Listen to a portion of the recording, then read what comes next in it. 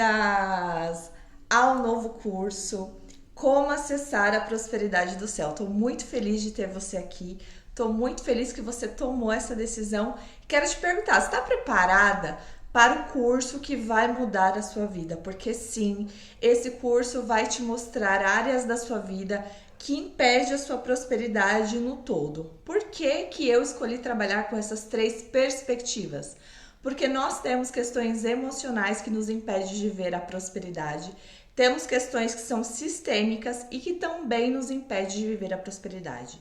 E claro, temos as bênçãos que são enviadas dia após dia e que, por não estarmos alinhadas nas nossas emoções e nem no pensamento sistêmico, não chegam até nós.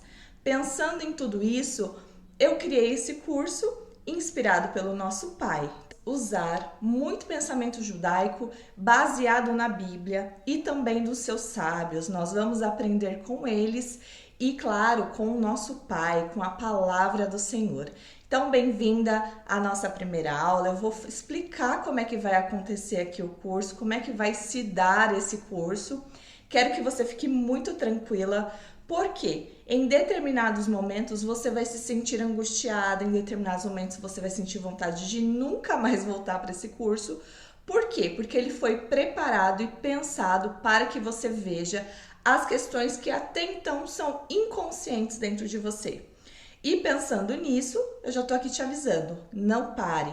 Por quê? Porque quando nós vamos lidar com um assunto tão delicado que é a prosperidade, que se materializa no dinheiro, nós somos muito roubadas. Geralmente nós perdemos a nossa herança que já é de direito, né? Porque nós não conseguimos lidar primeiramente com o nosso emocional e com o sistêmico. Daqui nós já perdemos muito daquilo que nós deveríamos receber. Então meu intuito não é dizer que você vai enriquecer, mas o meu intuito é dizer: você pode ser próspera, viver uma vida muito mais leve, muito mais saudável em todas as áreas da sua vida. Qual que é o assunto da nossa aula hoje? Desconstruindo a mentalidade grega para prosperar. Por quê? Por que eu decidi começar por esse curso? Porque o Senhor me entregou uma palavra há algum tempo atrás, que é: a vocês eu dei o poder para derribar, para arrancar e para construir algo novo. E é exatamente isso que nós vamos fazer. Nós vamos construir uma mentalidade hebraica em nós. Foi assim que começou comigo e é assim que vai começar com você. Você vai começar a desconstruir o seu pensamento grego, que talvez você nem saiba que está atuando aí em você. Então eu separei aqui algumas referências. Essa referência que eu trouxe para você está em Jeremias 1:10 e diz assim: assim como o Senhor deu a mim, Ele dá a vocês. Eu dou a você autoridade sobre as nações e reinos, para arrancar, derrubar, destruir e arruinar, e também para construir e plantar. Eu não quero que você pense que esse curso ele tem um viés religioso, ele tem um viés espiritual principalmente. Por quê? Porque tudo nasce do espiritual, seja a nossa vida dentro do relacionamento, todas as legalidades vêm do mundo espiritual. E aí, de acordo com o nosso emocional, com o nosso sistêmico, nós vamos viver aquilo ou não, tá? E normalmente nós somos tão roubadas, principalmente nesse pensamento grego, que nós não conseguimos viver. A mentalidade da Grécia, ela está profundamente enraizada no pensamento filósofo, que surgiu em figuras como Sócrates, Platão e Aristóteles. Esses filósofos ensinavam a razão, a lógica e a busca pelo conhecimento intelectual como caminho para entender a realidade. A ideia central grega era o ser humano. Através do pensamento crítico e do debate, poderiam chegar a verdades universais. Quando falamos sobre a influência da Grécia na igreja, especialmente na igreja católica, e estamos olhando para o período que o cristianismo começou a dialogar com filosofias gregas, especialmente do período helenístico. Teólogos cristãos como Agostinho e mais tarde Tomás de Aquino utilizaram conceitos da filosofia grega como a metafísica de Aristóteles, que explica doutrinas cristãs. Veja, aqui eu não estou tentando falar contra os filósofos, Por quê? Porque existe uma profecia, e eu já falei isso numa live que você vai me assistir aqui, eu coloquei lá primeiro. Em Daniel existe uma profecia sobre o espírito da Grécia. Então, o que esses filósofos fizeram? Eles estavam a serviço de um Deus muito maior que eles, não maior que o nosso pai, mas um príncipe, um principado, que iria estabelecer um novo pensamento. E dentro desse pensamento é o que nós vemos hoje dentro das igrejas cristãs, se estabeleceu dentro da igreja católica a partir dos filósofos. Estou dizendo que tudo que eles trouxeram é ruim? Não, não é isso que eu estou dizendo. Sim, nós podemos usar sim aquilo que eles trazem, mas nós precisamos entender que se aquilo que ele traz vai contra a palavra de Deus, isso eu devo descartar. Tá? Você precisa fazer uma análise daquilo que você ouve. Se você olha e fala assim, isso aqui está empoderando o ser humano, está colocando poder ao ser humano. Nesse pensamento, você pode analisar que na palavra de Deus o Senhor não coloca poder no homem. Ele dá o poder segundo a sua palavra. Então, aqui o que eu tô lendo em Jeremias 1:10 é, eu dou a você autoridade. Então, essa autoridade não é porque o ser humano merece ou porque ele é bonzinho o suficiente ou ele é inteligente o suficiente. Esse é um pensamento grego. Agora, se você sabe que o Senhor está te moldando, te impulsionando, te enviando e dando o poder que pertence a Ele para que você use na obra a serviço dele. Agora, se o seu trabalho, se esse poder, se essa inteligência não está a serviço do reino, ela está no pensamento grego. Então, muitas pessoas vão pensar assim, por que prosperar? Por que prosperar? Prosperar para mostrar o meu poder. E isso descende de uma dor emocional, que é a dor que vem das nossas faltas, que nós vamos aprender no módulo emocional, e do nosso relacionamento com os nossos pais. Então, descende de lá essas faltas, essas dores. E aí eu quero ter o quê? Poder para provar que eu mereço ser amado, que eu sou uma pessoa de valor. Só que aqui, imagina que há gerações nós estamos vendo famílias sendo desestruturadas. Por quê? Porque se um pai e uma mãe não estão tempo suficiente para nutrir e ensinar os filhos dos valores bíblicos, essa criança não sabe o seu valor em Deus e ela vai ser convencida pelo pensamento grego que ela tem um poder. Como assim? Como assim seu pai e sua mãe te amam?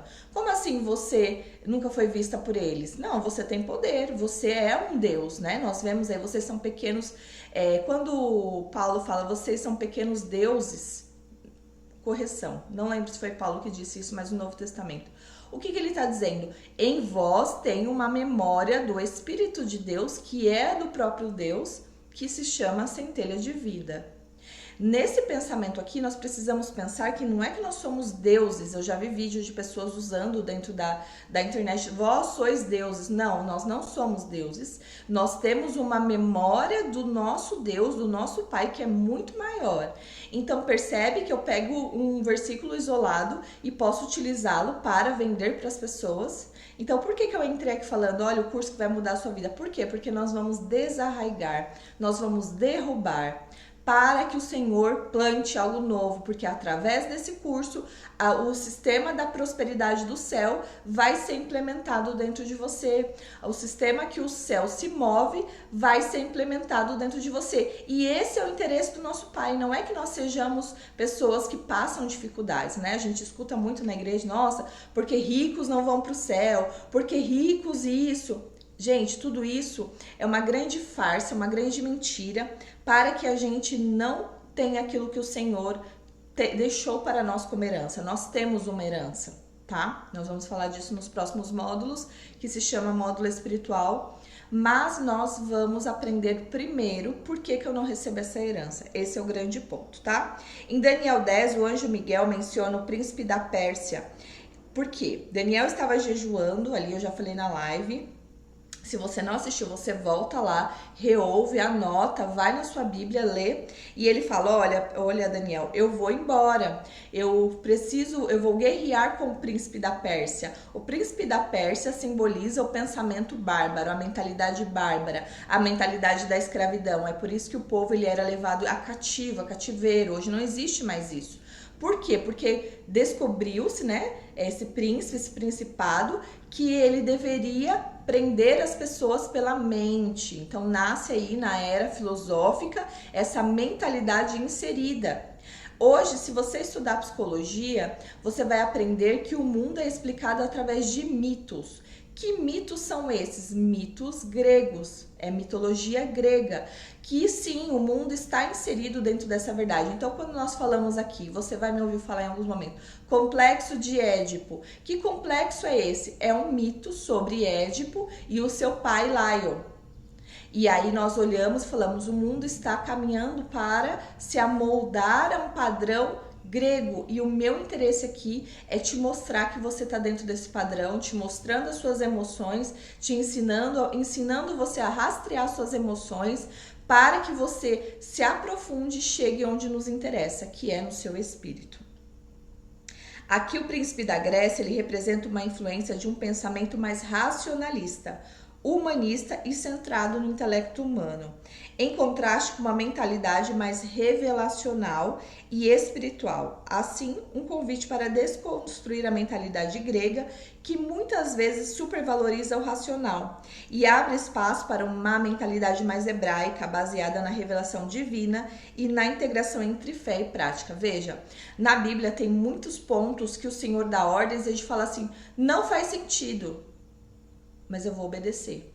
Esse é o relacional. Quando Abraão recebeu o Senhor falando, olha, vai, sacrifica Isaac. Não faz sentido. O Senhor falou que ia me dar um filho e o Senhor me deu um filho. E agora você está falando? Não, ele não perguntou, ele não questionou, ele simplesmente falou, eu vou obedecer. Isso é relacionamento, é revelacional. E muitas vezes o Senhor, ele quer que a gente se relacione com ele a partir dessa revelação, desse relacionamento, para que ele veja o intuito do nosso coração. Não, mas não faz sentido. E aí esse pensamento grego, ele vai tentar nos separar do amor de Deus. Ele vai tentar nos fazer questionar sobre o amor de Deus e sobre a sua justiça. Então o que o Senhor quer fazer aqui? Ele quer te convencer do seu pecado, da justiça dele e do juízo.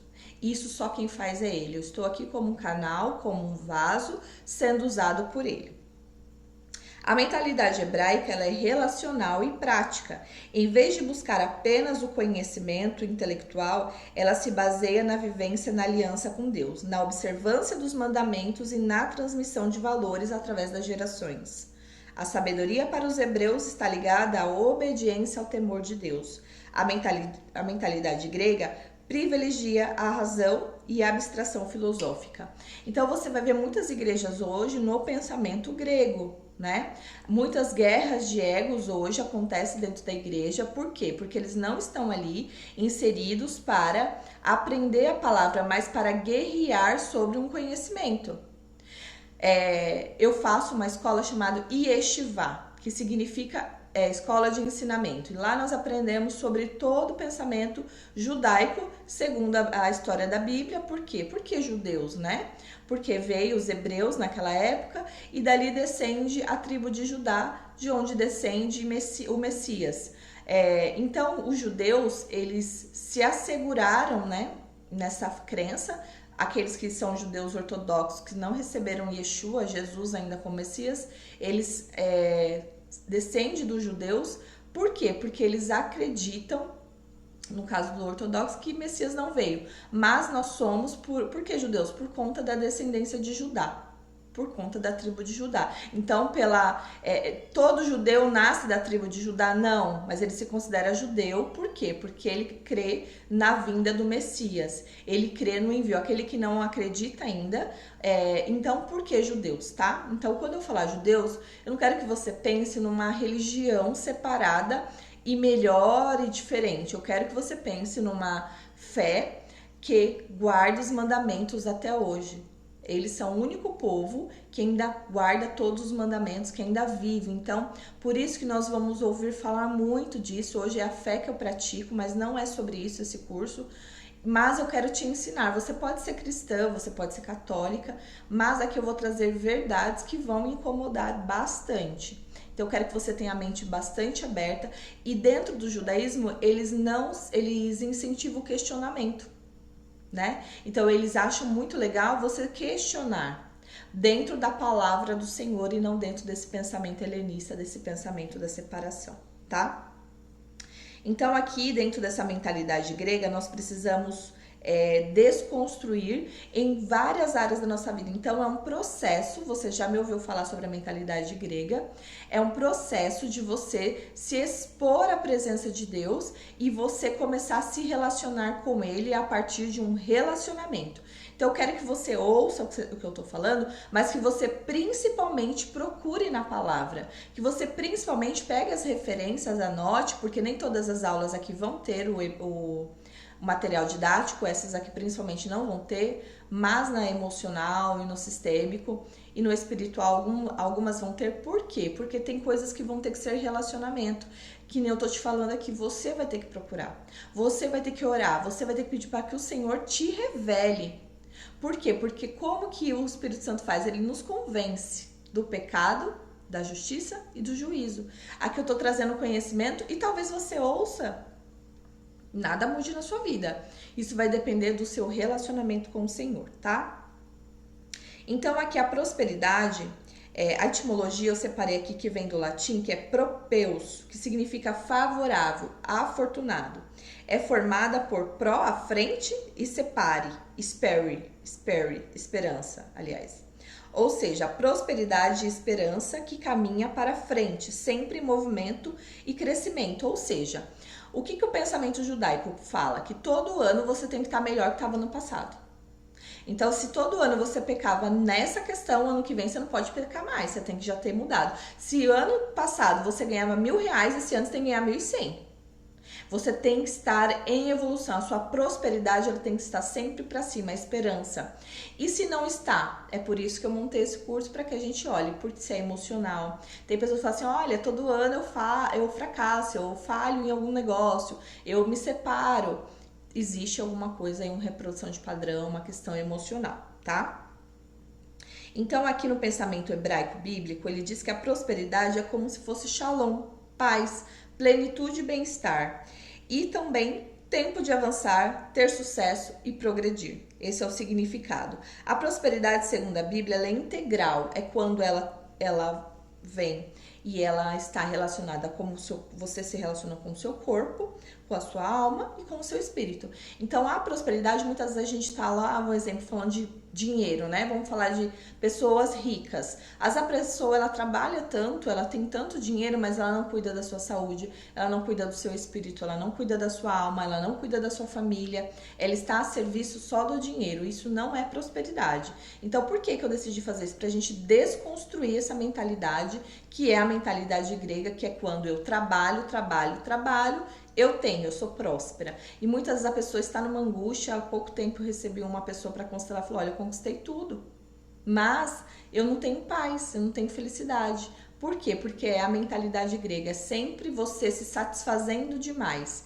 E no pensamento hebraico é você, cada ciclo você sobe um degrau. Para quem está no calendário Gimer, e eu sei que vocês que compraram, receberam, ou para quem já estava lá, vocês vão entender que todo ano nós subimos um degrau em direção ao céu. Em Josué, versículo 1, capítulo 1, versículo 8, prosperidade vem da prática da palavra. Então, muitas vezes aqui você vai querer aprender a prosperidade do céu sem um relacionamento com o Senhor. E isso não vai acontecer, tá? Se você receber essa prosperidade, não vai vir do reino de Deus. Então, aqui é um convite, não à prática de uma religião, mas a uma prática espiritual. Aconteceu. Tá.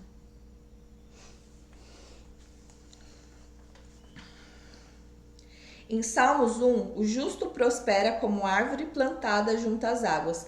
Perceba que o justo, quando ele está plantado junto às águas, ele não precisa de muito esforço, ele já vai ser semeado, ele já vai ser aquela árvore que dá frutos. Então, quanto mais você se relaciona com Deus, sem a religiosidade, sem você ouvir o que eu falo, sem você ouvir a igreja, você procurar. Por quê? Porque a Bíblia diz que o Senhor escondeu tesouros na sua palavra e mistérios.